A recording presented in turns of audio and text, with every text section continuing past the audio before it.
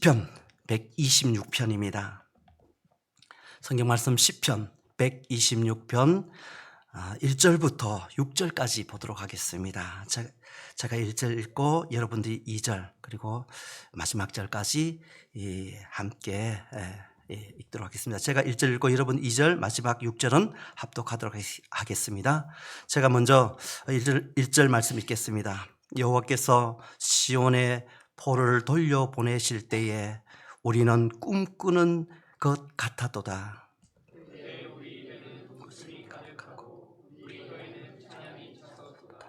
그때의 문날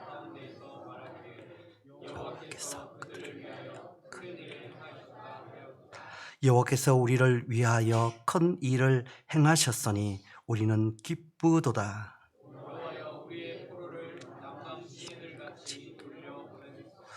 눈물을 흘리며 씨를 뿌리는 자는 기쁨으로 거두리로다.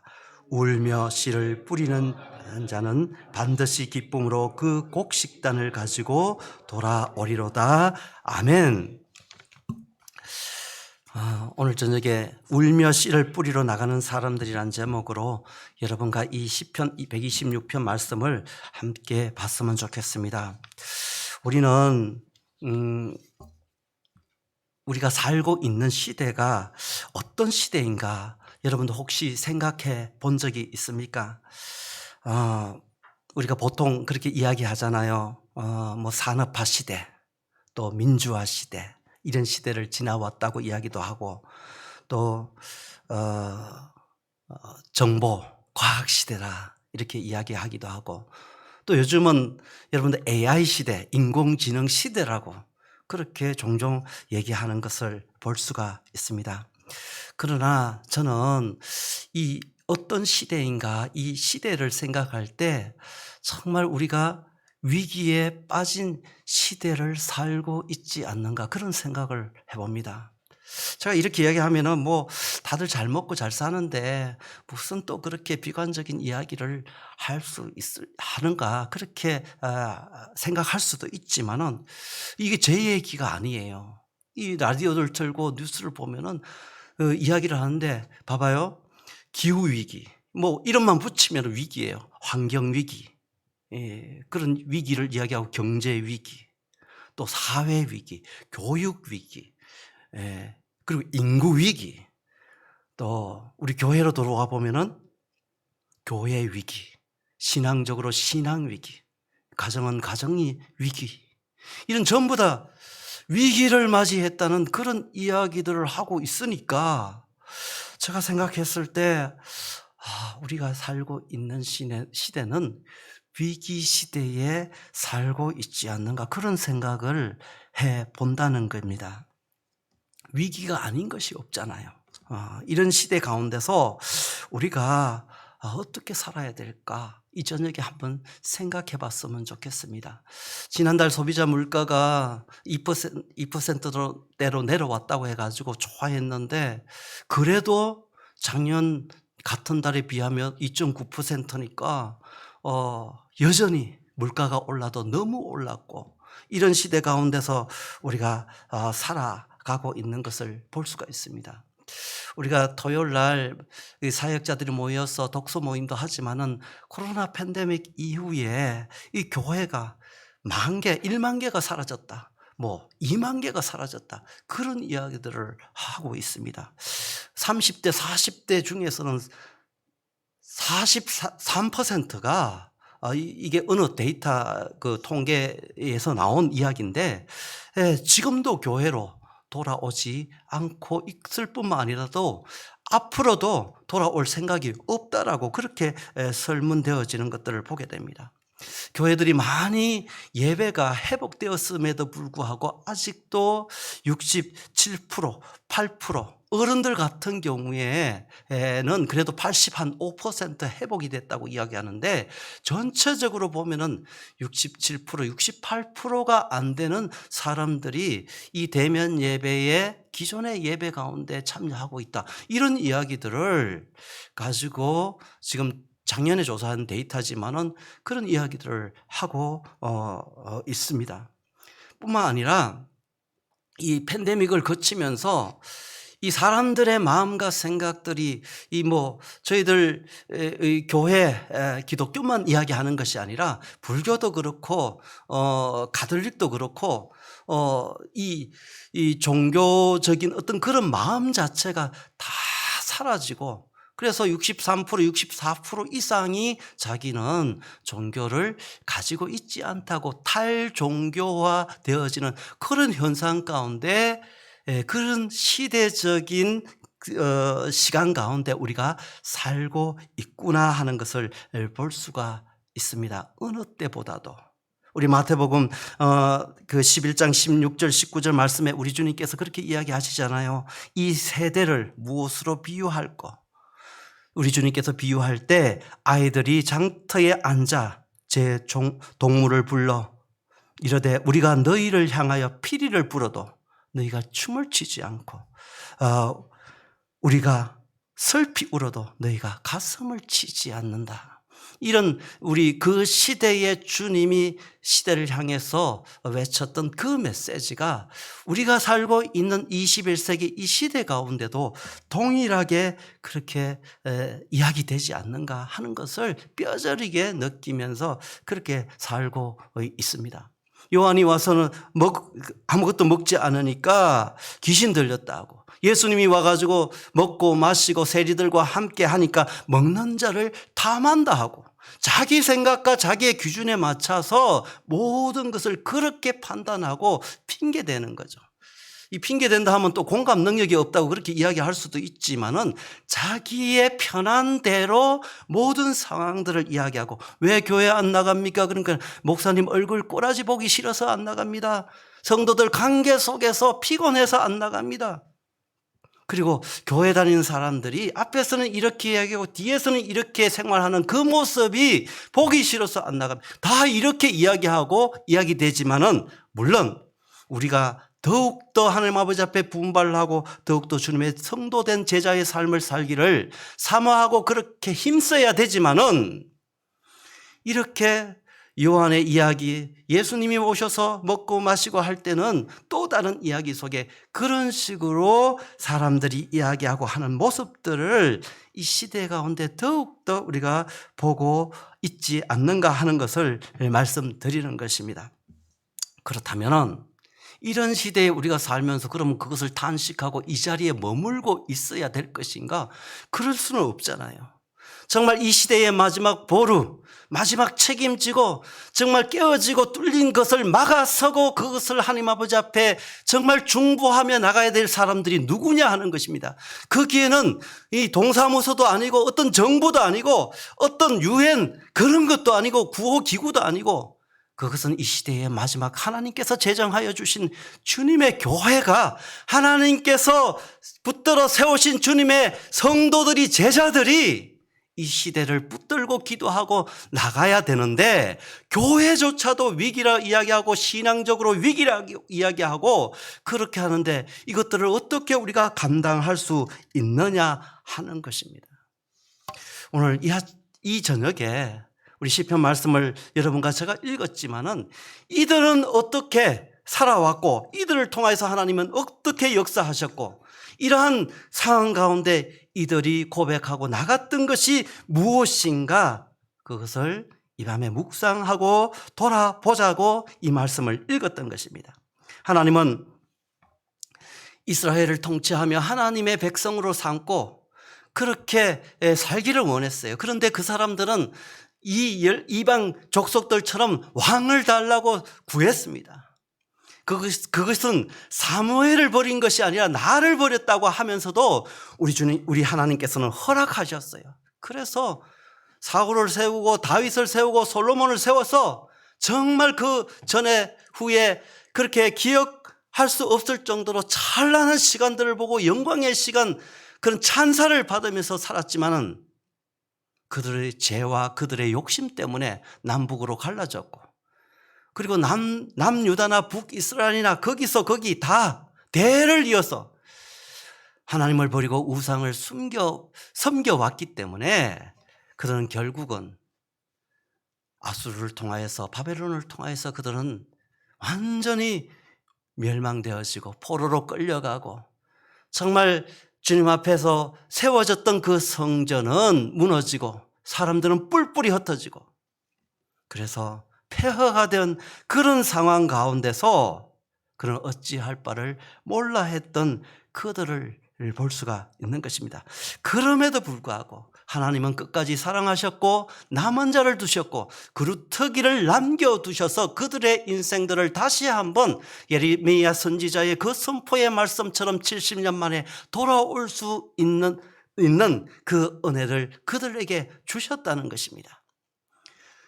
메대 바사국을 일으키셔서 고레스 왕을 통하여서 칙령을 통해서 그들이 다시 자기 고향으로 돌아갈 수 있고 그리고 그곳에 성전을 짓고 예배할 수 있는 그 자리로 인도하셨다는 것입니다. 그것을 역대하 36장 23절에 이렇게 고백하고 있습니다. 하늘의 신, 이게 고레스가 메대 바사왕 고레스가 고백하는 그런 이야기입니다. 하늘의 신 여호와께서 세상 만국을 내게 주셨고 나에게 명령하여 유다 예루살렘에 성전을 건축하라 하셨나니 너희 중에 그의 백성된 자는 다 올라갈지어다. 너희 하나님 여호와께서 함께 하시기를 원하노라. 이방 족속의 왕 입에서 하나님을 찬송하고 그들을 돌려보내는 역사가 일어났는데 이것은 궁극적으로 고레스 왕의 칙령에 의해서 그렇게 돌아갈 수 있도록 했는 거지만은 오늘 시편 126편 이 말씀을 읽으니까 그들은 이렇게 고백하는 것입니다. 여호와께서 시온의 포로를 돌려보내실 때에 우리는 꿈꾸는 것 같았다. 이 모든 것 속에 역사의 주인 되신 하나님께서 개입하시고 그를 일으키셨고 그를 통하여서 하나님 약속하신 대로 언약하신 대로 다시 돌려보내기로 하셨다. 그 이야기를 지금 이 시편의 기자를 통해서 고백하는 것을 볼 수가 있는 것입니다. 사람들은 그런 정치적으로 그들의 생각 속에서 그렇게 했다 하지만은 이 이면 속에서 역사하시는 그 하나님을 믿는 저희들 속에서는 하나님이 이 일들을 이미 계획하셨고 그 일들을 성취하는 것들을 맛보게 했던 것을 이들의 고백을 통해서 우리가 볼 수 있는 것입니다. 계속해서 2절 3절 말씀 저와 여러분이 읽었습니다. 이들은 하나님의 위대한 역사, 그 역사를 기뻐하고 그냥 자나 깨나 일어나나 들어 출입 가운데도 그 입술 속에 하나님을 찬송하는 찬송이 저절로 나왔어요. 그냥 뭐 어떤 특별한 일이 있지 않아도 그 저절로 기쁨이 넘쳐났고 웃음이 넘쳐났다고 그렇게 이야기하고 있습니다. 그들뿐만 아니라 이방의 족속들 열방들도 그들 가운데 위대하신 하나님의 역사를 이야기하기 시작했다라고 이 시편 2절 3절 속에서도 그렇게 이야기하는 것을 볼 수가 있습니다. 그런데 현실은 만만하지 않은 거예요.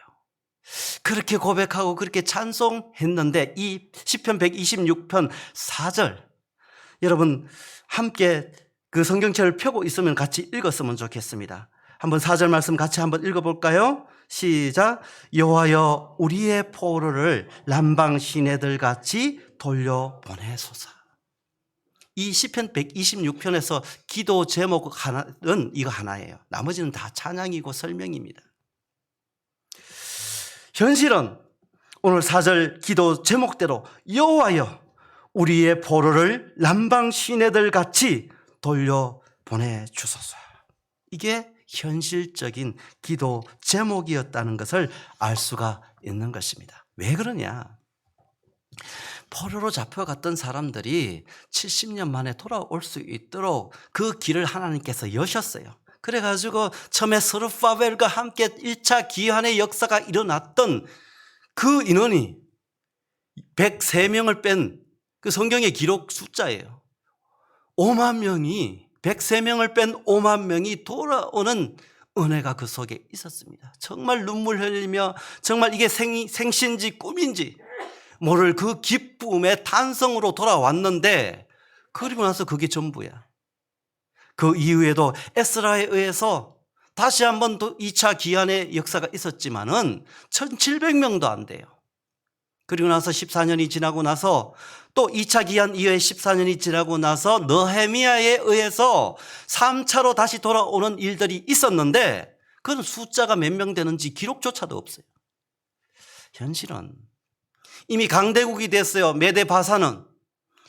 그것이 요즘식으로 이야기하면 서울과 같은 그런 휘황찬란한 세계 도시, 서울이 아니라 뭐 세계의 수도라고 할 수 있는 뉴욕과 같은 거, 미국과 같은 거, 그런 곳에서 자기가 미국 시민권을 가지고 살아가는데 뭐 아쉬울 것이 없잖아요. 할아버지, 아버지 그 세대를 거치면서 이 한 3차에 걸쳐서 돌아오는 그 기간을 보면 한 100년 가까이 됩니다. 그러니까 이미 1차로 끌려가고 잡혀갔던 할아버지 그 위에 분들은 이미 돌아가신 분들도 계시고 2세, 3세가 그 속에서 태어나서 그 속에서 자리 잡고 이미 집 짓고 강대국 그 휘황찬란한 도시 가운데서 어느 정도 재산을 형성하고 안정이 됐다는 거예요. 더 이상 그들의 신앙의 공동체 속에 하나님이 인도하는 그 기쁨도 사라졌고 더 이상 하나님을 예배하고 주님 앞에 나오는 그 선민의 믿음도 그 공동체의 의식도 정체성도 다 사라졌던 것. 그렇기 때문에 굳이 돌아갈 필요가 없었던 것입니다. 생각보다 많이 안 돌아온 거예요. 그러니까 오늘 시편 126편 4절에 그들의 기도 제목 속에 여호와여 우리의 포로를 남방 시내들 같이 돌려보. 남방 시내들. 남방 시내는 여러분 지금 전쟁 중에 있잖아요. 그 팔레스타인이 이스라엘이 이 하마스와 함께하는 그 가자 지구, 이스라엘 땅의 그 가자 남방에서는 가자 그 대해 그 지중해 옆에 그 있는 가자 지역부터 해가 쭉 그어가지고 거기서부터 저 위에 요바까지 그 위에 올라가는 그 지경부터 해가지고 그 가자에서 내륙적으로 쭉 그으면 안쪽으로 들어오게 되면은 거기가 남방 여기서 이야기하는 그 지명을 네게부라고 부르는 그 지역이에요. 거기는 어떤 지역인가 하면 여기서 시편 속에 나오는 그 예를 들어서 그가 같이 돌려보내 주십시오 하는데 그 의미가 무슨 의미인가 하면은 그곳은 이 건기 때 비가 안 올 때는 그냥 바짝 말랐어요. 그냥 강의 통로는 있지만은 물이 없는 거예요. 그런데 한번 비가 쏟아지기 시작하면은 정말 물밀듯이 막 밀물이 몰려들듯이 갑자기 물이 불어나가지고 막 밀물 물려오듯이 막 내려오는 거예요. 그렇게 어느 순간에 그게 바짝 메말랐던 것이 큰 시내를 이루고 강을 이루는 그런 모습으로 있었던 것입니다. 이 기도 제목이 그런 기도 제목이에요. 지금 그 사람들이 거기에서 그냥 좋다 하고 그냥 눌러서 사는데 그들이 어서 속히 이 남방의 시내들처럼 그렇게 물밀듯이 그렇게 돌아오기를 지금 기도하고 있는 것입니다. 그 말은 아까 말씀드렸듯이 그냥 여기가 좋사오니 여기에 초막셋을 짓고 여기서 살고 끝내고 싶다는 거예요. 신앙이고 뭐고 거기에 주저앉아서 있고 싶다는 것. 그렇게 되어버린 그 현실을 놓고 이들이 여호와 하나님 아버지 앞에 기도하는 것입니다. 시편 126편은 성전에 올라가면서 부르는 노래예요. 이들의 노래 가운데서 여호와 하나님 이 백성들을 그리하여서 그들이 돌아오고 그들이 함께함으로 시온의 영광 하나님의 나라의 그 새로운 소망을 갖고 세울 수 있는 다시 재건할 수 있는 그런 은혜를 주십시오. 그렇게 기도하고 있는 것을 이 시편 말씀을 통해서 우리가 볼 수 있는 것입니다. 5절 6절은 그러면은 이런 상황 속에서 현실적으로 어떻게 그들이 하고 또 다짐하고 각오하고 그렇게 할 것인가에 대해서 하나님 앞에 어떻게 고백하는지를 말씀하고 있는 내용이 오늘 5절 6절 말씀입니다. 오늘 이 밤에 저와 여러분들은 이 위기의 시대에 살고 있다고 하는데 우리가 그냥 그들과 함께 그냥 따뜻한 물에 들어가서 그냥 밑에서 불이 떼어져 가지고 그냥 조금씩 그래서 그 속에서 자기가 죽는 줄 모르고 죽는 그런 깨우리와 같은 그런 신세가 아니라 정말 위기라고 하나님께서 경고하고 이 시대 가운데 어떻게 믿음을 지키고 하나님의 교회의 위기라고 하는데 그냥 위기야 하고 있을 것이 아니라 이 말씀을 통해서 어떻게 우리가 이 시대를 거스르며 다시 한번 이 시대 가운데 하나님 복음의 횃불, 정말 인생들이 온전하게 살아가야 될 그 진짜 배기가 어디 있는지를 우리가 나눠줄 책임이 있는데 그것을 위해서 어떻게 무엇으로 우리가 준비하며 나가야 되는가? 이 말씀 가운데 5절 6절 이들이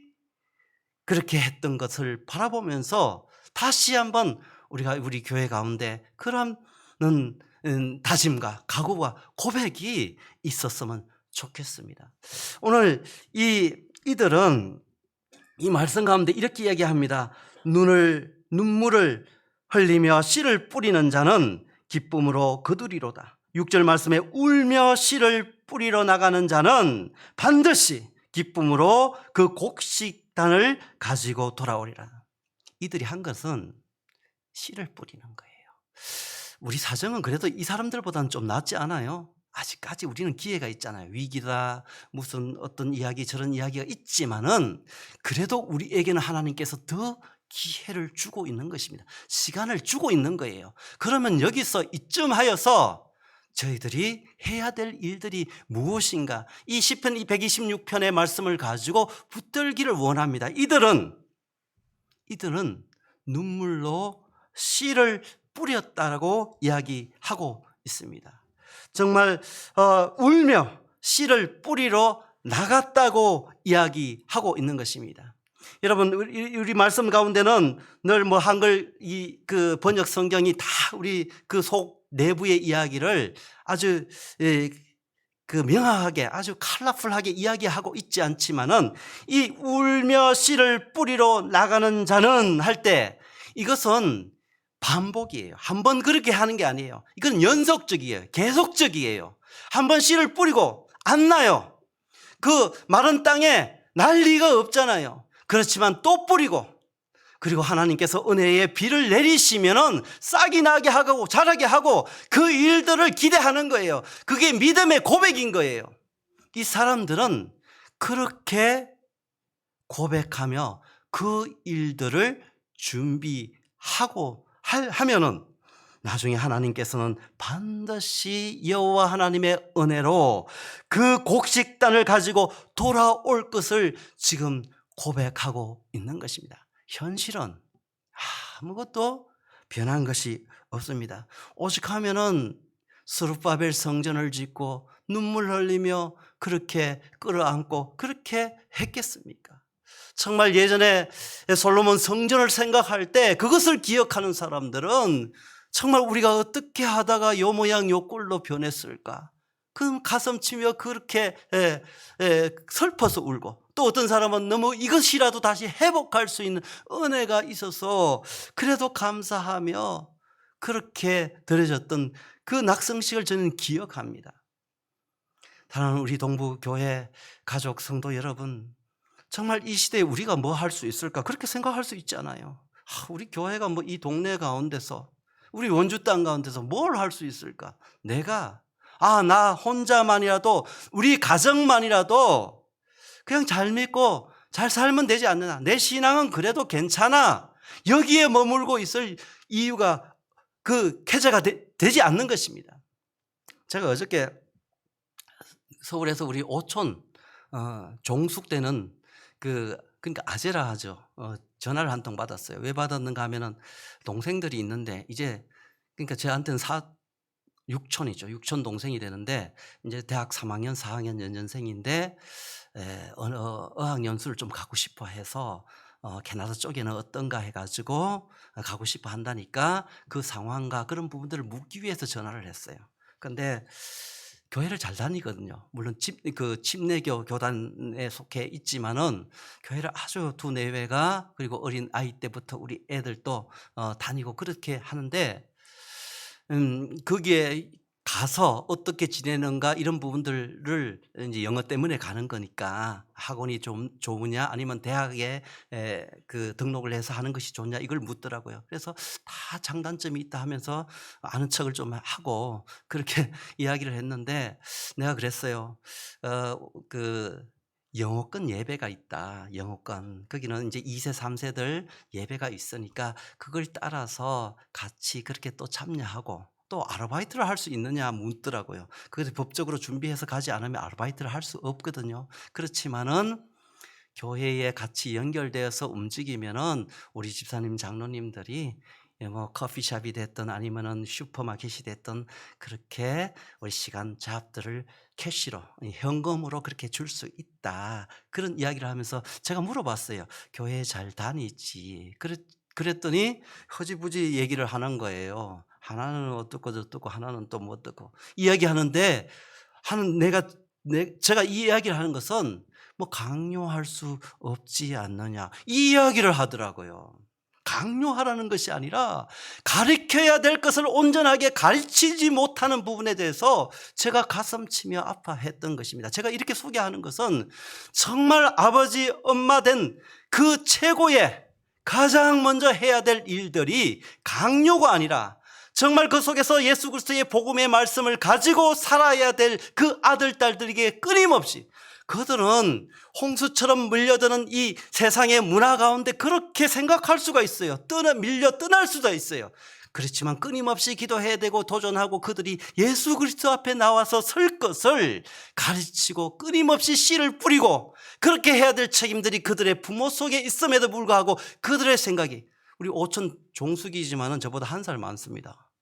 그런데 그들의 믿음일 지금 정도가 그들의 의견을 존중한다는 겁니다. 이 지경까지 우리 교회가 이르렀구나 생각하니까 너무 가슴 아픈 것입니다. 사랑하는 성도 동부교회 가족 여러분, 여러분들과 저는 그렇게 생각하지 않지 않습니까? 끊임없이 기도하고 그들을 위해서 말씀의 씨를 뿌리고 그들을 위해서 기도의 씨를 뿌리고 그들을 위해서 할 수만 있다면은 하나님께서 주신 그 은혜가 그 속에 임재하기를 우리가 나와서 두 손 들고 부르짖고 정말 절규하듯이 하나님 아버지 앞에 나와야 하지 않겠느냐. 저기들이 할 수 있는 것이 없는데요. 그렇게 해야 될 입장이 아닌 것입니다. 우리 교회 가운데 하나님 은혜를 주신다면 우리 교회를 통해서 이 도시 성시화를 일으키는 하나님의 물꼬를 틀게 하여 주시옵소서. 정말 이 교회는 우리 동부교회는 그렇게 할 준비가 다 되어 있어요. 그것을 열어가시기만 하면은 하나님께서 입을 크게 벌려서 눈을 크게 뜨고 그 속에 우리가 함께 마음을 모으고 주저앉아 버리는 것이 아니라 우리가 근육은 쓰면 쓸수록 더 단단해지고 더 튼튼해진다고 그러지 않습니까?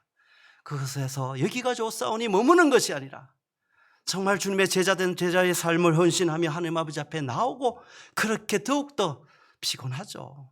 여기까지가 나의 최선이죠. 그럼에도 불구하고 그 속에서 하나님 이 시대의 마지막 이 틈을 붙들고 깨어진 가정, 여러분 앞에서도 얘기했지만 다 위기예요. 가정을 생각하면 가슴 아픕니다. 왜 그렇게 많은지, 언제 우리나라 1등을 너무 좋아하다니까 다 1등 해버리는 거야 그냥. 이런 가정을 붙들고 여러분 기도해야 될 가정이 누가 있느냐 하는 것입니까? 저와 여러분밖에 없는 것입니다. 이 나라 교육이 문제다. 저희도 어쩔 수 없이 여기에 와가지고 먹고 사는 문제 때문에 그런 일들을 시작해서 지금까지 잘 먹고 살아왔지만은 학원이 다 없어져야 돼. 학원연합회에서 와가지고 막 돌 들고 던지겠지만은 정말 이 나라 교육의 책임을 누가 져야 하는가? 예수 그리스도. 주님의 교회가 그것을 담당하지 않으면은 해결할 방법이 없는 거예요.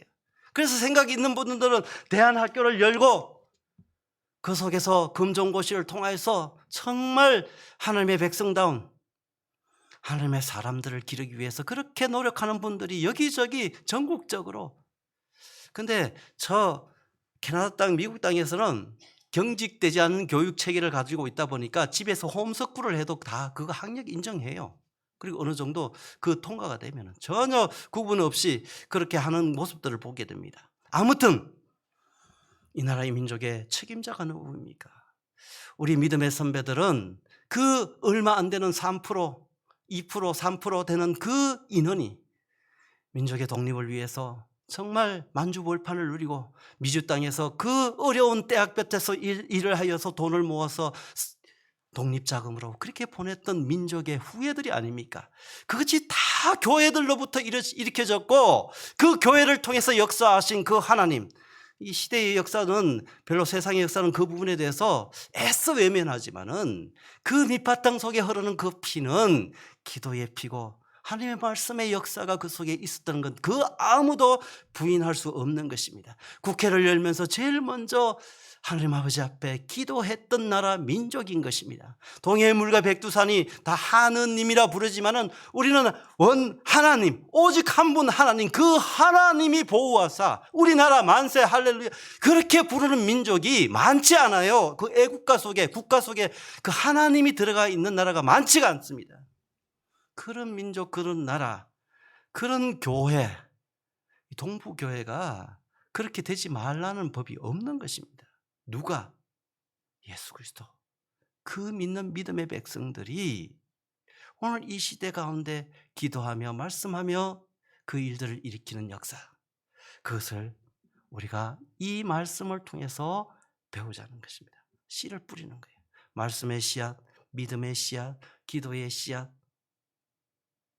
그 어떤 모양이든 그것을 통해서 우리 자녀들을 붙들고 우리 가정을 붙들고 세워나갈 때 이 나라 민족도 소망이 있는 거예요.